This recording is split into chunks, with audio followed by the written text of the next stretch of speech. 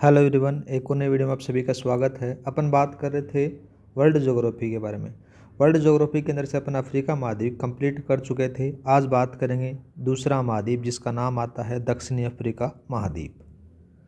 दक्षिणी अफ्रीका महाद्वीप के अंदर से जो टोटल देशों की संख्या है वो 12 है। कितने हैं? 12 है।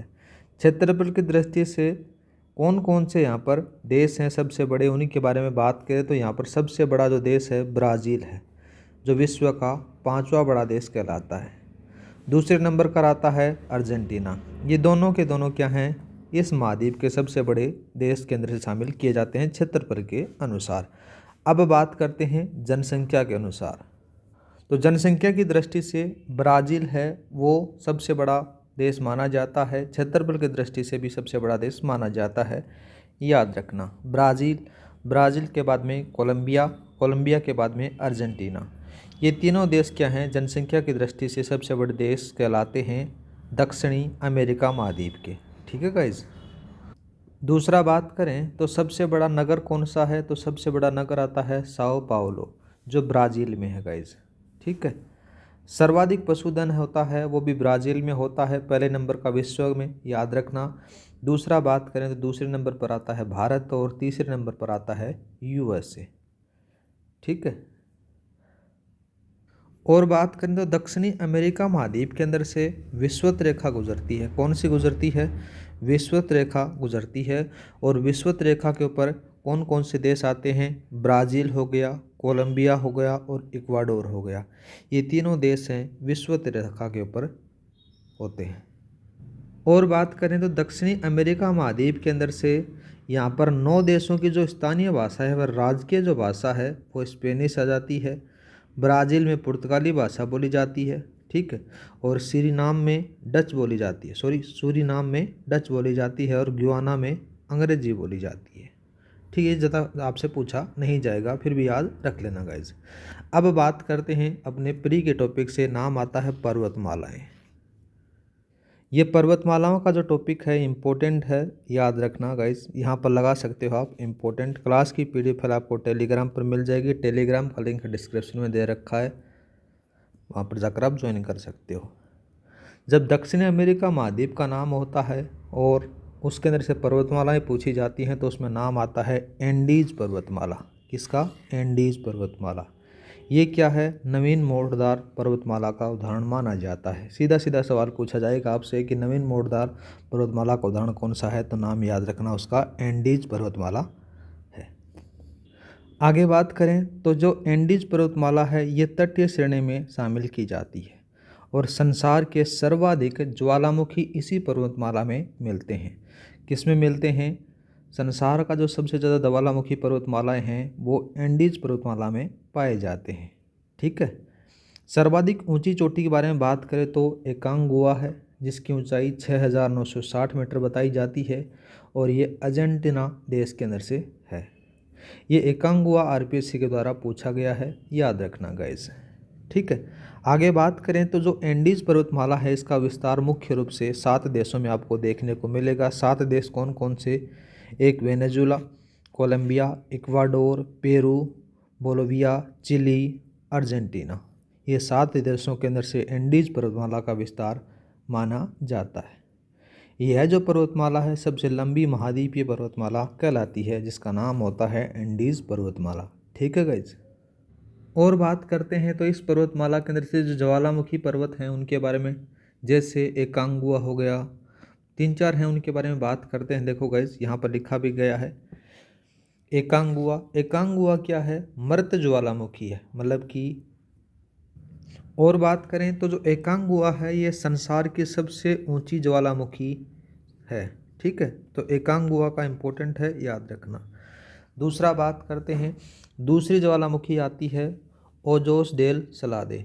ये क्या है? एंडीज़ की दूसरी सबसे ऊंची चोटी आती है और ये प्रसुप्त ज्वालामुखी है। कैसी आती है? प्रसुप्त ज्वालामुखी है।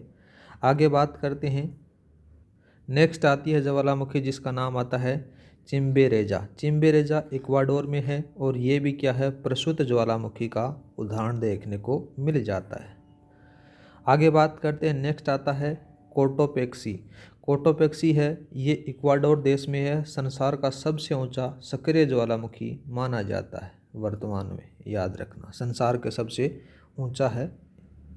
और इन ज्वालामुखियों से संबंधित एक सवाल जरूर बनता है, एक तरफ देश का नाम दे दिया जाता है, दूसरी तरफ इन ज्वालामुखियों का नाम दे दिया जाता है और मिलाने वाले ऑप्शन जैसे बनते हैं इसमें, ठीक है। जो कोटोपेक्सी ज्वालामुखी है ये विषुवत रेखा के पास आपको देखने को मिल जाती है। आगे बात करें तो जो इक्वाडोर देश है उसमें सर्वाधिक ज्वालामुखी पाए जाते हैं और दोनों गोलार्धों में इसमें फैलाव इसका आपको देखने को मिलता है कोटोपेक्सी का, ठीक है। अब बात करते हैं गाइस दक्षिणी अमेरिका महाद्वीप की नदियों के बारे में। नदियों का जब नाम आता है तो इसमें से सबसे पहले नाम आता है अमेजन नदी का। अमेजन नदी क्या है, संसार की सबसे चौड़ी नदी मानी जाती है, ठीक है। चौड़ी तो ये आ जाती है, और लंबी नदी की बात करें तो कौन सी आ जाती है, नील नदी आ जाती है, जो अपन पढ़ कर आए थे, ठीक है। तो नदियों के बारे में बात करते हैं। अमेजन नदी, अमेजन नदी के बारे में बात करें तो अफवाह की दृष्टि से संसार की सबसे बड़ी नदी मानी जाती है, मतलब इसकी चौड़ाई ज़्यादा है। सर्वाधिक जल ग्रहण क्षेत्र कहाँ कहाँ पर है, पेरू ब्राज़ील देश में पाया जाता है, ठीक है। आगे बात करें ना तो इसकी जो अमेजन की सहायक नदियाँ कौन कौन सी हैं, एक का नाम आ जाता है जापुरा, मडीरा, तापाजोस, निग्रो और पुरुष। ये इसकी सहायक नदियाँ आपको देखने को मिल जाती हैं अमेजन नदी की। अमेजन नदी के बारे में बात करें आगे तो पश्चिम से पूर्व की तरफ ये बहती है। कैसे बहती है, पश्चिम से पूर्व की तरफ, और एंडीज पर्वतमाला से ये निकलती है, ठीक है गाइस। आगे बात करें तो यहाँ पर जो वन है वो अमेजन वर्षा वन कहलाते हैं, ठीक है। क्या कहलाते हैं, अमेजन वर्षा वन कहलाते हैं।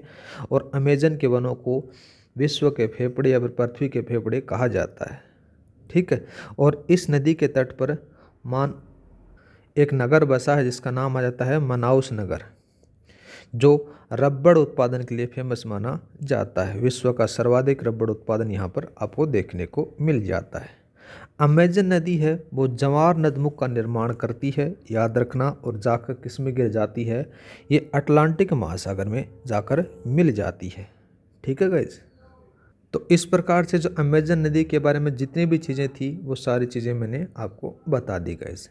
अब बात करते हैं दूसरी नदी आती है दक्षिणी अमेरिका महाद्वीप की, जिसका नाम आ जाता है पराना और उरुग्वे। इसके बारे में बात करें तो पराना नदी पर ब्राज़ील और अर्जेंटीना में इतियापू जल विद्युत केंद्र है, जो इस महाद्वीप का सबसे बड़ा जल विद्युत उत्पादक का केंद्र माना जाता है। पराना नदी पर ब्राज़ील में स्थित जलप्रपात आ जाता है जिसका नाम आ जाता है इग्याकू। क्या नाम आ जाता है, इग्याकू आ जाता है, जो दुनिया का सबसे चौड़ा जलप्रपात माना जाता है। कौन सा है, इग्याकू, ठीक है। पराना व उरुग्वे नदी संसार के सबसे बड़े जवार नदमुख का निर्माण करती है। कौन कौन सी नदी, पराना और उरुग्वे हैं, वो संसार का सबसे बड़े जवार नदमुख का निर्माण करती हैं। और बात करें तो जो जवार नदमुख का निर्माण करती हैं उसको क्या कहते हैं, रियो डी ला प्लाटा कहते हैं। इसे परग्वे नदी में मिलती है। इस नदी के तट पर दो देशों की राजधानी आपको देखने को मिलती है, ठीक है। कितने देशों की तो राजधानियाँ मिलती हैं, दो देशों की। एक उरुग्वे देश की राजधानी है और दूसरे अर्जेंटीना देश की राजधानी आपको देखने को मिल जाती है। तीसरी जो नदी आती है जिसका नाम आ जाता है ओरिनिको। कौन सी नदी आएगी, ओरिनिको के बारे में बात करते हैं। ओरिनिको क्या है, ये नदी वेनेजुला देश में बहती है। इसकी सहायक नदी के बारे में बात करें तो इसका सहायक नदी आ जाती है चुरुल। चुरुल की एक सहायक नदी है जिसको कहा जाता है केरोना। केरोना क्या है, संसार का सबसे ऊंचा जलप्रपात है इसके ऊपर, जिसका नाम आ जाता है एंजिल, जिसकी ऊंचाई 979 मीटर मानी जाती है। और ये इम्पोर्टेंट है, ज़रूर पूछ सकता है, ठीक है गाइज। वैसे तो आरपीएससी के द्वारा जो एंजिल जलप्रपात है ये पूछा गया है, दोबारा भी आपसे पूछ सकती है आरपीएससी। इस प्रकार से आपकी जो नदियों वाला टॉपिक है दक्षिणी अमेरिका महाद्वीप का वो कंप्लीट हो जाता है। अब बात करते हैं झीलों के बारे में। जब झीलों का नाम आता है तो टिटिका का झील का नाम बहुत बार पूछा जाता है आरपीएससी का, और ये इम्पोर्टेंट है, याद रखना। टिटिका का झील है ये एंडीज पर स्थित आ जाती है और बोलोविया और पेरू के मध्य इसको देखा जाता है। संसार की सबसे ऊंची मीठे पानी की झील मानी जाती है जिसका नाम आता है टिटिका का।